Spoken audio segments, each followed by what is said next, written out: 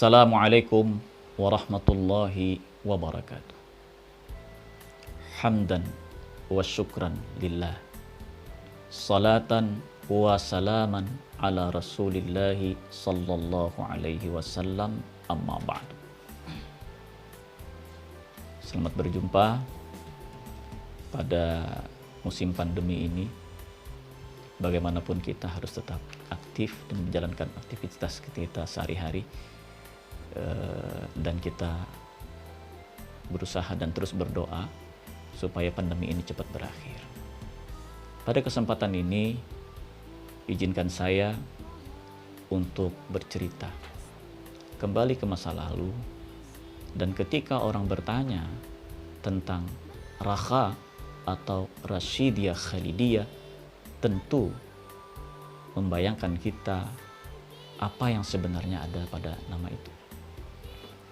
Rasyidiyah Khalidiyah dalam sejarah yang sebenarnya dengan sanad yang kuat, dan karena saya adalah ahli waris atau cucu dari pendiri pondok pesantren yang kita cintai ini. Mirsa sekalian, Rasyidiyah itu diambil dari kata Abdur Rasyid, atau pendiri pondok pesantren ini adalah Tuan Guru Haji Abdur Rasyid yang tinggal di desa Pakapuran. Kalau juga kita berbicara tentang nama beliau, tentu bagi mereka yang pernah membaca kitab Parukunan Besar Melayu, tentu tidak aneh dengan nama ini, karena beliau yang menulis dan mengarang kitab Parukunan Melayu yang ada di beberapa provinsi di Indonesia seperti Sumatera, Jawa, Kalimantan khususnya, Malaysia, Singapura, dan negara-negara ASEAN. Bagi orang Melayu, kitab itu tidak asing. Mengapa? Karena pepelajaran fikih yang cukup mendasar dalam praktik kita sehari-hari. Kita kembali kepada Rasyidiyah Khalidiyah. Pondok pesantren ini pada awalnya tidak berbentuk seperti sekarang tentunya, dengan perkembangan yang sangat pesat. Pada awalnya, sepulang Tuan Guru Syekh Abdur Rasyid dari Mesir, karena bagaimanapun saya pernah menelusuri jejak langkah beliau. Beliau adalah orang yang pertama, orang Kalimantan pertama yang belajar di Universitas Al-Azhar atau menginjakkan kaki ke Mesir. Di data Kedutaan Besar Republik Indonesia yang saya dapat, beliau datang ke Mesir itu pada tahun 1908. Jadi pada saat itu memang pada masih zaman perjuangan Indonesia melawan penjajahan, 1908. Beberapa tahun di sana beliau mendapatkan syahadah al-alamiyah. Sekarang saya tanya kepada dokter di Azhar, ini tingkatnya seperti apa? Jadi mereka menjelaskan ini tingkatan doktorah atau tingkatan S3. Jadi sebenarnya Tuan Guru Haji Abdur Rasyid ini, kalau sekarang pendidikan modern sekarang, beliau berpredikat sebagai doktor atau S3. Sepulang dari sana, ringkas cerita, 1920 beliau pulang ke kampung halaman desa Pakapuran di tepian Sungai Negara, Sungai Tabalong. Pada waktu itu beliau mengajar dengan sistem halaqah, yaitu murid-murid mengelilingi guru yang mengajar. Seperti biasa, mungkin orang Jawa menyebutnya dengan sorogan. Nah, pada saat itu murid terus bertambah banyak. Akhirnya beliau mendirikan langgar yang sekarang langgar itu diberi nama Langgar Darussalam, juga di tepi sungai di desa Pakapuran. Langgar itu juga akhirnya tidak bisa menampung karena santri-santri berdatangan dari berbagai daerah. Di antaranya waktu itu disebut dengan Banua 5, sekarang Banua 6. Dari Barabai, khususnya Kandangan, Rantau, sampai ke daerah Banjarmasin. Kemudian tidak cukup juga langgar itu menampung, akhirnya ditingkat menjadi 2 lantai. Nah, di tingkat 2 lantai itu pun ternyata penuh sesak. Pengajian beliau selalu dipenuhi dengan jamaah. Akhirnya timbul inisiatif ingin membeli tanah di pinggir jalan atau di mana sekarang ini disebut dengan Jalan Trans Kalimantan, ya, yang kita tempati saat ini. Nah, saat itulah berkembang perguruan Rasyidiyah Khalidiyah. Saat dipindah itu tercatat dalam catatan ayah saya itu 1922. 1922 itu beliau menamakan sekolah itu dengan Arabic School. Mengapa berbahasa Belanda? Karena penjajah atau kolonial sangat membatasi aktivitas pendidikan. Khususnya pendidikan agama sangat dibatasi. Jadi ulama pada saat itu bukan sesuatu hal yang gampang dalam hal mengajarkan agama kepada santri-santri. Namanya pun disebut waktu itu dengan Arabic School. Kalau kita menyebutnya dengan sekolah Arab. Ya. Nah, lama berkembang, terus berkembang, sekitar beberapa tahun, menjelang 10 tahun, beliau juga mendirikan beberapa cabang. Di antaranya adalah Al-Madrasatul Islamiyah itu di kota Barabai, di kota Apam Barabai, Al-Madrasatul Islamiyah. Beliau punya murid kesayangan di situ yang menjadi qadhi besar di Barabai, yaitu Tuan Guru Haji As'ad. Nah, Tuan Guru Haji As'ad inilah yang sering disebut nenek saya. Di samping beliau juga seorang ulama pengaruh di kota Barabai, juga beliau masih kerabat dekat. Beliau juga mendirikan sekolah cabang, yaitu di Kandangan, yang sekarang mungkin kita kenal dengan Darul Ulum. Itu juga inisiatornya adalah beliau, dan beliau disebut dengan pendiri Darul Ulum di Kandangan. Nah, dengan beberapa cabang ini, ya, nama Tuan Guru Haji Abdul Rashid tentu semakin melambung. Mengapa? Karena di pondok beliau sendiri, di desa Pangkapuran Amuntai sendiri, beliau dikenal dengan mu'allim wahid, artinya guru utama. Ya, mengelola pondok pesantren dengan mendirikan perguruan yang saat itu dinilai kurang relevan oleh beberapa ulama di Amuntai. Mengapa? Karena mereka menganggap bahwasanya pesantren ini sudah bergeser dari hal yang sebenarnya menjadi cita-cita ulama. Ulama mengatakan kita penuhi dulu masjid, penuhi dulu majelis taklim. Tapi mengapa mendirikan sekolah yang ada kursi, ada meja, itu kan seperti sekolah Belanda. Waktu itu kakek saya mengatakan, mbah saya mengatakan, pendidikan kita berorientasi kepada pendidikan modern yang ada di Mesir. Karena bagaimanapun sebagai alumni Al-Azhar, beliau sangat terpengaruh dengan pemikiran-pemikiran ulama-ulama Mesir yang modern pada saat itu. Yang sangat mempengaruhi beliau yaitu adalah Syekh Muhammad Abduh. Beliau sangat berorientasi dengan Syekh Muhammad Abduh yang berhasil mereformasi Al-Azhar. Sepulang beliau itu akhirnya mendirikan sekolah Arabic School itu dengan menggunakan kurikulum dan menggunakan sistem klasikal. Jadi tidak sistem per kitab ini tamat kemudian kitab yang lain, tidak, tapi dengan sistem klasikal.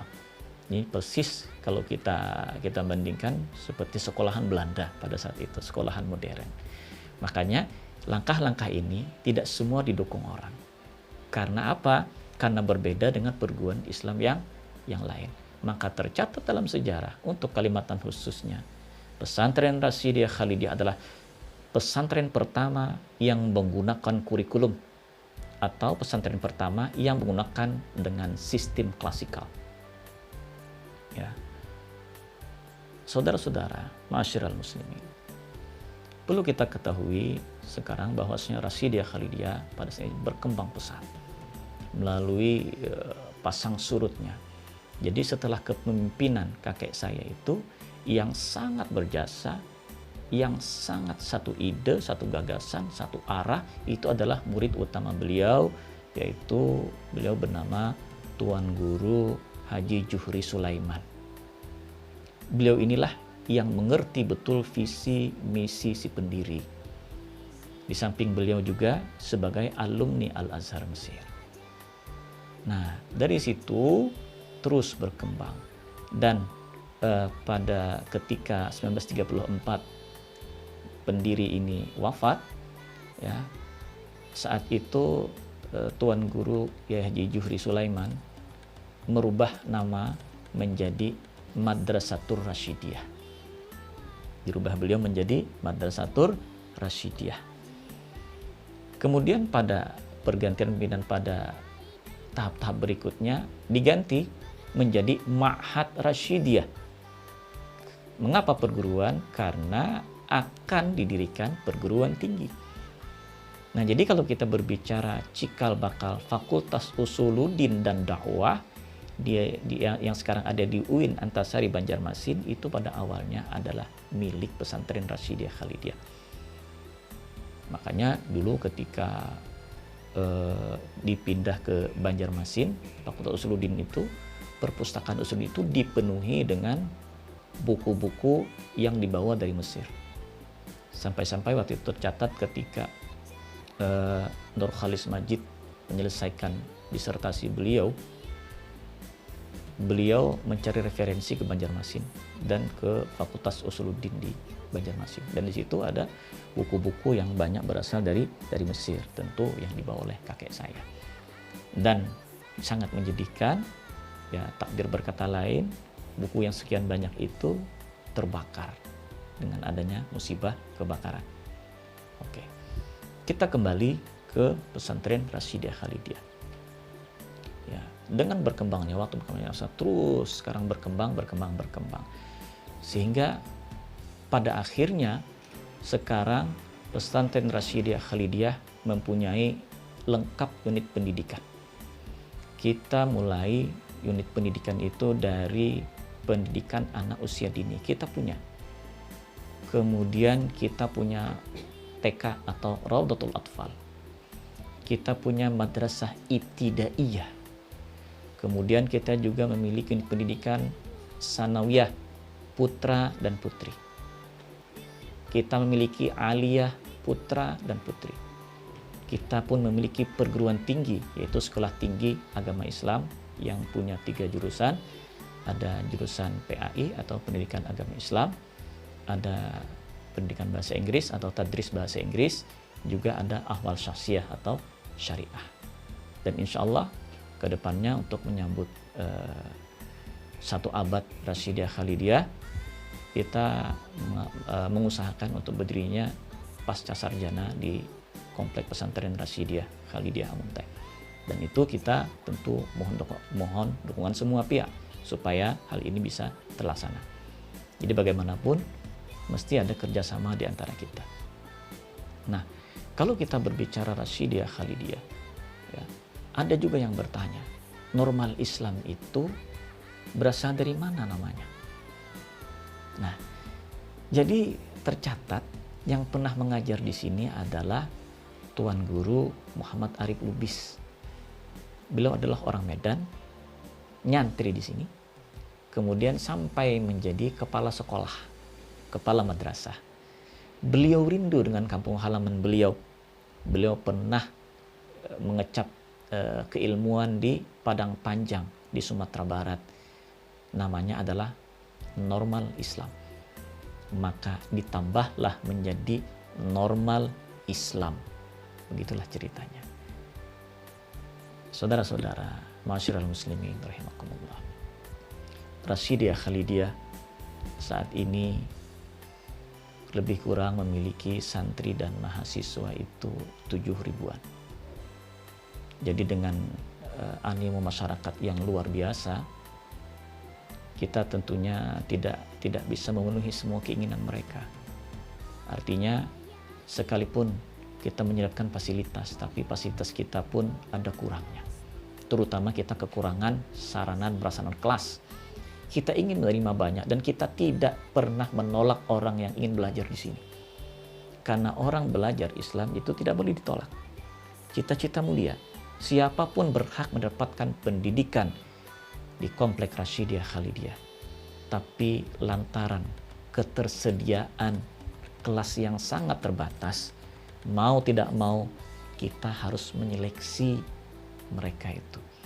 Padahal dengan sangat menyesal sebenarnya kita pendidikan yang baik itu sebenarnya tidak perlu seleksi. Ya, pendidikan yang baik itu adalah masuk semua kalangan pemikiran atau strata pemikiran itu masuk semua, tapi mengeluarkan hasil yang bagus.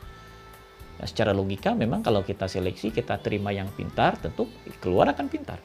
Tapi sekolah yang hebat itu adalah menerima orang biasa, menjadikan mereka luar biasa. Itulah yang hebat. Jadi kalau kita masuk pesantren Rasyidiyah Khalidiyah ini, jangan pernah berkecil hati. Saya orang biasa. Tidak. Ya, kita memang orang biasa. Tapi Anda lihat, Anda keluar dari pesantren ini, insya Allah Anda akan menjadi luar biasa. Ada seorang hukama dari Irak mengatakan, di saat-saat menuntut ilmu itu, orang itu seperti menuai bintang. Dia mengatakan, kalian adalah angkatan pembina sejarah yang menjelma dari air mata, api dan darah. Kini kalian tengah memetik bulan dan bintang-bintang. Kalian akan membawa dunia baru di atas bumi nan kemilau dan di atas langit yang cemerlang. Itulah kata-kata seorang hukama kepada para santrinya yang tengah menuntut ilmu. Karena saat ini kepada santri dan santriwati yang tengah menuntut ilmu, saya wasiatkan, di mana wasiat ini diwasiatkan turun-temurun di pondok pesantren ini dari guru kita, dan dari guru kita sampai kepada pendiri pondok ini. Bahwasanya pesantren ini adalah rumah kita. Makanya ketika kakek saya itu sudah mulai tua, nenek saya bertanya pada beliau, mengapa sampai saat ini kita tidak memiliki rumah? Apa kata beliau? Kakek saya tinggal di rumah mertua beliau. Ya, beliau tidak memiliki rumah sendiri. Beliau tinggal dengan mertua, dengan anak-anak situ tinggalnya. Kemudian beliau mengatakan apa? Sekolah atau madrasah ini adalah rumah kita. Dan santri atau murid-murid ini adalah anak kita.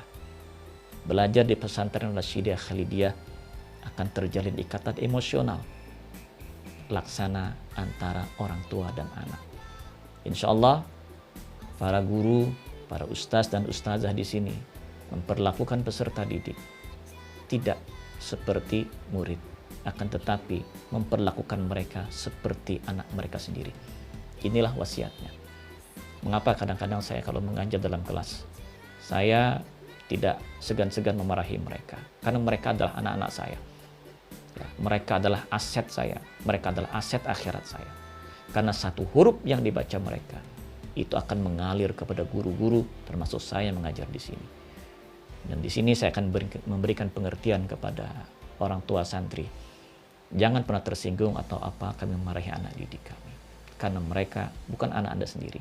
Mereka adalah anak-anak kami yang akan menggapai masa depan cerah mereka. Kiranya hanya itu yang bisa saya sampaikan.